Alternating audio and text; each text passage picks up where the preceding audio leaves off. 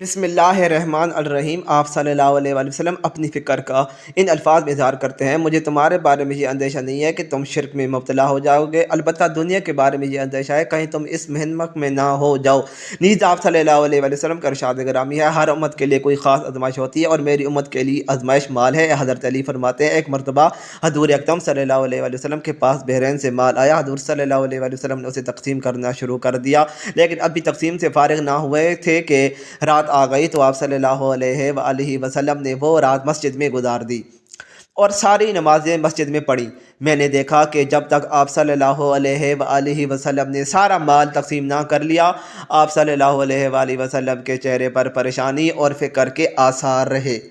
حضرت ابو ہریرہ رضی اللہ تعالیٰ عنہ بیان کرتے ہیں کہ پیارے نبی صلی اللہ علیہ وآلہ وسلم نے مسجد کی جانب کچھ سواروں کو روانہ فرمایا تو وہ بنی حنیفہ کے ایک شخص ثمامہ بن اسال کو گرفتار کر کے لے آئے اور اسے مسجد نبوی کے ایک ستون سے باندھ دیا۔ جب پیارے نبی صلی اللہ علیہ وآلہ وسلم اس کے پاس تشریف لے گئے تو آپ صلی اللہ علیہ وآلہ وسلم نے فرمایا: اے ثمامہ، تمہارا کیا ارادہ ہے؟ جواب دیا: اے محمد، میرا ارادہ نیک ہے۔ اگر آپ مجھے قتل کریں تو گویا ایک خونی آدمی کو قتل کیا، اور اگر احسان فرمائیں تو احسان پر شکر گزار رہوں گا۔ اگر آپ مال و دولت چاہتے ہیں تو جتنا چاہے لے سکتے ہیں۔ نبی صلی اللہ علیہ وآلہ وسلم نے جواب دیا اور واپس تشریف لے گئے۔ جب دوسرا روز ہوا تو آپ صلی اللہ علیہ وآلہ وسلم نے پھر فرمایا: اے ثمامہ، کیا ارادہ ہے؟ اس نے وہی جواب دیا جو پہلے دے چکا تھا کہ اگر احسان فرمائیں تو ایک شکر گزار بندے پر احسان ہوگا۔ آپ صلی اللہ علیہ وآلہ وسلم اسے دوبارہ چھوڑ کر چلے گئے اور اگلے روز پھر فرمایا: اے ثمامہ، کیا خیال ہے؟ کہنے لگا: میں تو کہنے لگے کہ جو مجھے کچھ کہنا تھا میں کہہ چکا ہوں۔ آپ صلی اللہ علیہ وآلہ وسلم نے حکم دیا: ثمامہ کو چھوڑ دو۔ ثمامہ رضی اللہ تعالیٰ عنہ نبی رحمت صلی اللہ علیہ وآلہ وسلم کے اس حسن اخلاق سے اتنا متاثر ہوا کہ وہاں سے چلا گیا اور مسجد کے قریب ایک باغ میں جا کر غسل کر کے مسجد نبی میں آیا اور کلمہ پڑھ کر مسلمان ہو گیا، اور کہنے لگا: میں گواہی دیتا ہوں کہ اللہ تعالیٰ کے سوا کوئی عبادت کے لائق نہیں، اور محمد صلی اللہ علیہ وآلہ وسلم اللہ کے سچے رسول ہیں۔ اے محمد، خدا کی قسم، مجھے روئی زمین پر کسی سے اتنی نفرت نہیں تھی جتنی آپ سے تھی، لیکن آج مجھے آپ کا چہرہ سب چہروں سے زیادہ محبوب ہو گیا ہے۔ خدا کی قسم، آپ کے اسلام سے زیادہ مجھے کوئی دین ناپسند نہ تھا، لیکن میرے لیے آپ کا دین تمام ادیان سے زیادہ پیارا ہو گیا ہے۔ خدا کی قسم، مجھے آپ کے شہر سے زیادہ ناپسند کوئی شہر نہ تھا، لیکن آج میری نظروں میں آپ کا شہر تمام شہروں سے زیادہ پیارا ہے۔ آپ کے سواروں نے مجھے گرفتار کر لیا، حالانکہ میں عمرہ کے ارادے سے جا رہا تھا۔ اب اس کے بارے میں آپ کا حکم کیا ہے؟ حضور نبی صلی اللہ علیہ وآلہ وسلم نے اسے بشارت دی اور فرمایا کہ وہ عمرہ کرے۔ جب وہ مکہ مکرمہ میں پہنچا تو کسی نے اس سے کہا کہ تم بے دین ہو گئے ہو؟ جواب دیا: نہیں، بلکہ میں تو محمد مصطفیٰ صلی اللہ علیہ وآلہ وسلم کے دست اقدس پر مسلمان ہو گیا ہوں۔ خدا کی قسم، اب تمہارے پاس پیارے نبی صلی اللہ علیہ وآلہ وسلم کام کی اجازت بغیر میرے شہر جمامہ سے گھیوں کا ایک دانہ بھی نہیں پہنچے گا۔ ایک دفعہ کا ذکر ہے کہ نبی کریم صلی اللہ علیہ وآلہ وسلم اپنے گھر میں جلوہ فرما تھے۔ اسی دوران ایک سوالی آیا اور آ کر عرض کرنے لگا: یا رسول اللہ صلی اللہ علیہ وآلہ وسلم، میں فقیر آدمی ہوں، میرے بہت سے بال بچے ہیں، اللہ تعالیٰ کے لیے مجھے کوئی چیز عنایت کریں جسے میں اپنے بال بچوں کے لیے گھر لے جا سکوں۔ نبی کریم صلی اللہ علیہ وآلہ وسلم اپنی زوجہ محترمہ حضرت عائشہ صدیقہ رضی اللہ تعالیٰ عنہا سے فرمایا: عائشہ، دیکھو گھر میں کوئی چیز ہے تو اس سوالی کو دے دو۔ حضرت عائشہ صدیقہ رضی اللہ تعالیٰ عنہا گھر کے اندر تشریف لے گئیں اور تھوڑی دیر کے بعد واپس آ کر عرض کرنے لگی: یا رسول اللہ صلی اللہ علیہ وآلہ وسلم، گھر میں تو اس وقت کوئی چیز نہیں جو سوالی کو دی جا سکے۔ لہذا حضور نبی کریم صلی اللہ علیہ وآلہ وسلم نے اس سوالی سے فرمایا: اے سوالی، اس وقت تو گھر میں کوئی چیز موجود نہیں جو تجھے دی جائے، پھر کسی وقت آنا، اللہ تعالیٰ نے ہم پر کرم فرمایا تو ہم تجھے کوئی چیز ضرور دیں گے۔ سوالی کہنے لگا: یا رسول اللہ صلی اللہ علیہ وآلہ وسلم، میرے بچے گھر میں میرا انتظار کر رہے ہوں گے، وہ آس لگائے بیٹھے ہوئے ہوں گے کہ رسول اکرم صلی اللہ علیہ وآلہ وسلم کی بارگاہ سے ہمیں کوئی نہ کوئی چیز ہی مل جائے۔ لہذا کاشانہ نبوت میں سے اگر گھر خالی ہاتھ واپس گیا تو ان کی امید ٹوٹ جائے گی، اور مجھے نہیں لگتا کہ حضور اکرم صلی اللہ علیہ وآلہ وسلم نے حضرت عائشہ رضی اللہ تعالیٰ عنہ سے فرمایا کہ جاؤ ایک بار پھر دیکھو، کوئی چیز ہو تو لے آؤ۔ حضرت عائشہ صدیقہ رضی اللہ تعالیٰ عنہا ایک بار پھر اندر تشریف لے گئیں اور بڑی احتیاط سے گھر کا کونا کونا چھان مارا کہ کوئی ایسی چیز مل جائے جو نبی کریم صلی اللہ علیہ وآلہ وسلم اس سوالی کو دے سکیں، اور در نبوت سے ناکام لوٹیں، لیکن کوئی چیز ایسی نہ مل سکی۔ حضرت عائشہ صدیقہ رضی اللہ تعالیٰ عنہا نے آ کر عرض کی، یا رسول اللہ صلی اللہ علیہ وآلہ وسلم، قسم ہے اس ذات کی جس نے آپ کو سچا نبی بنا کر بھیجا، میں نے بڑی احتیاط سے گھر میں دیکھا مگر اس کھجور کی گٹھلی کے سوا گھر میں کوئی چیز نہیں ملی جو آپ صلی اللہ علیہ وآلہ وسلم سواری کو دے سکیں۔ آپ صلی اللہ علیہ وآلہ وسلم نے حضرت عائشہ صدیقہ رضی اللہ تعالیٰ عنہا کے ہاتھ سے وہ کھجور کی گٹھلی لے کر اس سوالی کو عطا کر دی اور فرمایا، اے سوالی ناراض مت ہونا، کیونکہ میرے گھر میں اس وقت صرف یہی ایک گٹھلی ہی ہے، اس کے سوا اور کوئی چیز نہیں جو میں تمہیں دے سکوں۔ اس سائل نے وہ گٹھلی لی اور گھر واپس چلا گیا۔ گھر جا کر اس نے کہا، اللہ تعالیٰ کے نبی کے گھر میں بھی اس گٹھلی کے سوا کچھ نہیں جو آپ صلی اللہ علیہ وآلہ وسلم ہمیں عنایت فرما دیتے۔ یہ سن کر وہ سب رونے لگ گئے۔ پھر جب انہیں بھوک نے ستایا اور بھوک کی وجہ سے نڈھال ہونے لگے تو اچانک اس آدمی نے وہی گٹھلی اپنے منہ میں رکھی اور اسے چوسنے لگا۔ اس نے محسوس کیا کہ اس گٹھلی میں سے دودھ اور شہد نکل کر اس کے حلق میں داخل ہو رہا ہے۔ وہ کافی دیر تک اس گٹھلی میں سے دودھ اور شہد چوستا رہا۔ پھر جب وہ سیر ہو گیا تو اس نے اپنی بیوی سے کہا، بڑی حیرانگی کی بات ہے کہ اس گٹھلی میں سے دودھ اور شہد نکلتا ہے، لو تم بھی چوس کر دیکھ لو۔ یہ کہہ کر اس نے گٹھلی اپنی بیوی کو دے دی۔ اس نے وہ گٹھلی منہ میں رکھی تو واقعی اس میں سے دودھ اور شہد نکلنے لگا۔ اس طرح جب وہ سیر ہو گئی تو باری باری سب گھر والوں نے اس گٹھلی کو چوس کر دودھ اور شہد سے اپنی بھوک مٹا لی اور اللہ تعالیٰ کا شکر ادا کیا۔ پھر انہوں نے اس گٹھلی کو تبرک سمجھ کر یہ حضور نبی کریم صلی اللہ علیہ وآلہ وسلم کے گھر سے حضور صلی اللہ علیہ وآلہ وسلم کے ہاتھ سے چھو کر آئی ہے، اسے کپڑے میں لپیٹ کر رکھ لیا۔ جب دوسرا دن ہوا اور عورت کو بھوک لگی تو اس گٹھلی کا خیال آیا، لہذا وہ گئی اور جس کپڑے میں اسے لپیٹ کر رکھا تھا وہ اٹھا کر لے آئی۔ جب اس نے اس کپڑے کو کھول کر دیکھا تو وہ گٹھلی سرخ یاقوت بن چکی تھی، جس کی روشنی سے سارا گھر جگمگانے لگا۔ وہ بڑی حیران ہوئی۔ بہرحال اس نے وہ گٹھلی لی اور بازار چلی گئی، جہاں اس نے اسے 60,000 درہم کی عوض بیچ دیا۔ اس طرح نبی کریم صلی اللہ علیہ وآلہ وسلم کی برکت سے ان کی بھوک بھی ختم ہو گئی اور افلاس تنگ دستی بھی۔ حضرت جابر سے روایت ہے کہ کبھی ایسا نہ ہوا کہ رسول صلی اللہ علیہ وآلہ وسلم سے کسی چیز کا سوال کیا گیا ہو اور آپ نے جواب میں نہیں فرمایا ہو۔ ام المومنین حضرت عائشہ صدیقہ رضی اللہ تعالیٰ عنہ کی ولادت بعثت کے 5ویں سال ماہ شوال مطابق ماہ جولائی 614 عیسوی بامقام مکہ مکرمہ حجاز مقدس میں ہوئی۔ آپ کا بچپن مکہ مکرمہ میں گزرا اور 9 سال کی عمر میں مدینہ طیبہ کی طرف ہجرت کی۔ اس کم سنی اور کم عمری میں یادداشت اور قوت حافظہ اتنا مضبوط تھا کہ ہجرت نبوی کے تمام واقعات اور ان کی جزیات بھی یاد ہو گئی تھی۔ آپ سے بڑھ کر کسی صحابی نے احوال ہجرت مفصل اور مسلسل بیان محفوظ نہیں رکھا۔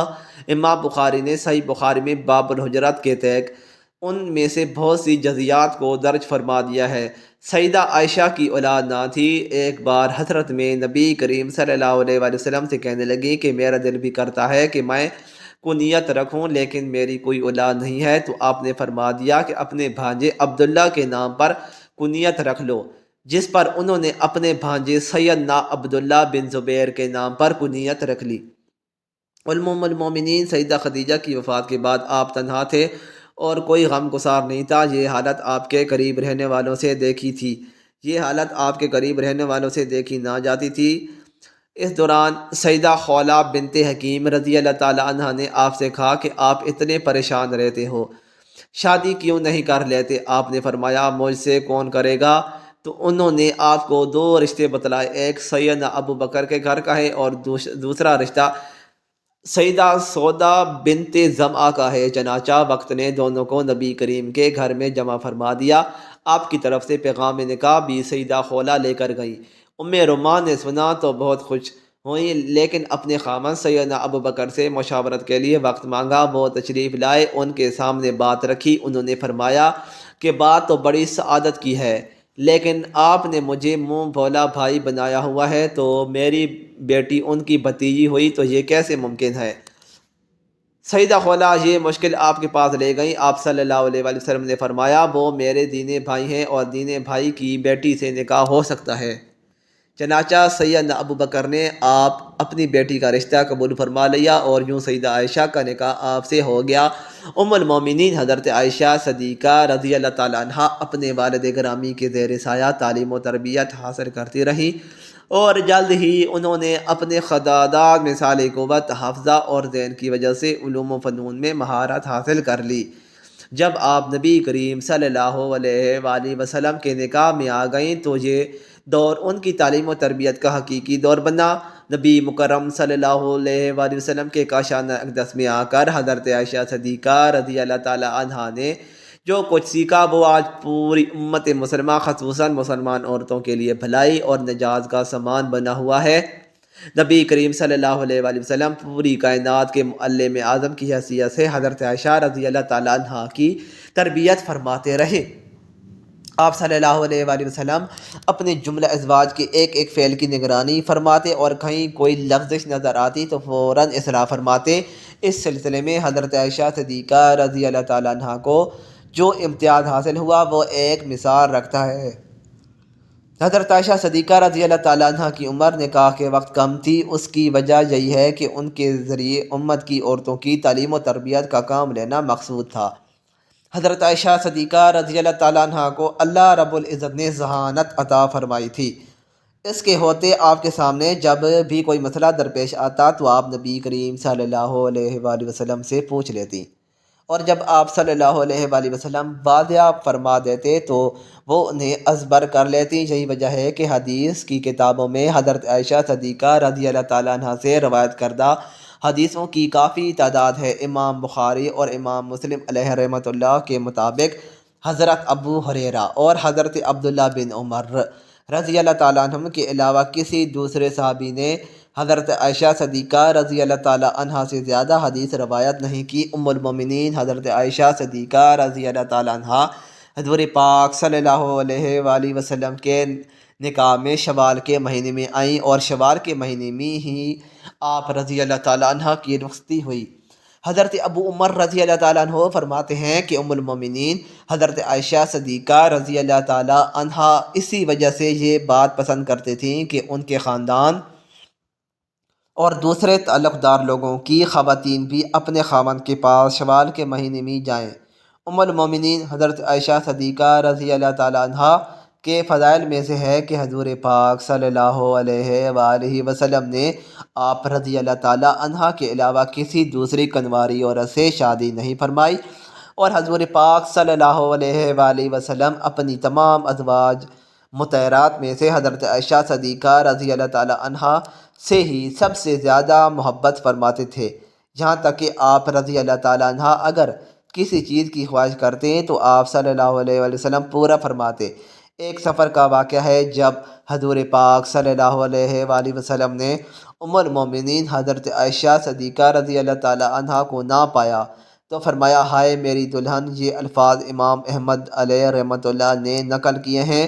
حضرت عائشہ صدیقہ رضی اللہ تعالیٰ عنہ دین کی بہت بڑی عالمہ اور فصاحت کی دولت سے مالا مال تھی۔ نیز آپ رضی اللہ تعالیٰ عنہ نے رسول اللہ صلی اللہ علیہ وآلہ وسلم سے بکثرت احادیث روایت کی ہے۔ آپ رضی اللہ تعالیٰ عنہ عرب کی تاریخ اور اشعار کی بھی بہت بڑی عالمہ تھی۔ یہی وجہ ہے کہ صحابہ کرام اور تابعین کی بہت بڑی جماعت نے آپ رضی اللہ تعالیٰ عنہ سے احادیث روایت کی ہیں۔ نبی کریم صلی اللہ علیہ وآلہ وسلم نے حضرت عائشہ صدیقہ رضی اللہ تعالیٰ عنہ کے لیے 2 راتیں مقرر فرما رکھی تھیں، ایک ان کی اپنی اور ایک حضرت المومنین سودا رضی اللہ تعالیٰ عنہ کی، کیونکہ وہ بوڑھی ہو گئی تھی۔ اور انہوں نے اپنی باری بھی حضرت عائشہ صدیقہ رضی اللہ تعالیٰ عنہ کو دے دی تھی۔ یعنی حضرت عائشہ رضی اللہ تعالیٰ عنہ ام المومنین حضرت خدیجہ الکبریٰ رضی اللہ تعالیٰ عنہ کے بعد ازواج میں سے خوش قسمت ترین ہیں کہ جنہوں نے اللہ کے نبی صلی اللہ علیہ وآلہ وسلم کے ساتھ اپنی زیادہ قربت نصیب فرمائی۔ حضرت عائشہ حضور صلی اللہ علیہ وآلہ وسلم کی رفاقت میں تقریباً 8 سال اور 5 ماہ رہیں، لیکن اس تمام عرصے میں آپ رضی اللہ تعالیٰ عنہ کے ہاں کوئی اولاد نہ ہوئی۔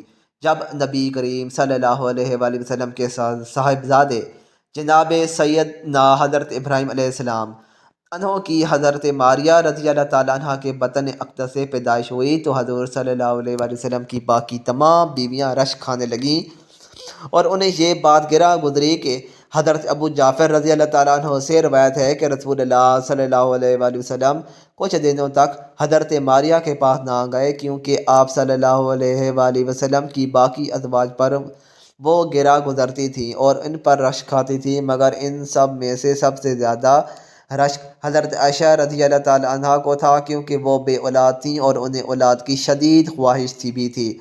حضرت عائشہ رضی اللہ تعالیٰ عنہ فرماتی ہیں، جب حضرت ابراہیم علیہ السلام رضی اللہ تعالیٰ عنہ پیدا ہوئے تو رسول اللہ صلی اللہ علیہ وآلہ وسلم ان کو لیے میرے پاس آئے اور فرمایا، اے عائشہ میرے ساتھ اس کی شبہ تو دیکھو، یہ میرے ساتھ کتنا ملتا جلتا ہے۔ تو میں نے کہا مجھے تو کوئی شباہت دکھائی نہیں دیتی۔ فرمایا کیا تو نے اس کے گورے رنگ اور گوشت کو نہیں دیکھا؟ میں نے کہا جو دائی یا اونٹنی کے دودھ سے پالا جاتا ہے وہ گورا اور موٹا فربا ہوا کرتا ہے، جس کے بارے میں ایک اور روایت بھی موجود ہے جس میں یہ الفاظ ہیں کہ حضرت عائشہ رضی اللہ تعالیٰ عنہ نے عرض کیا، جسے بھیڑ کا دودھ پلایا جائے وہ فربا اور گورا ہوتا ہے۔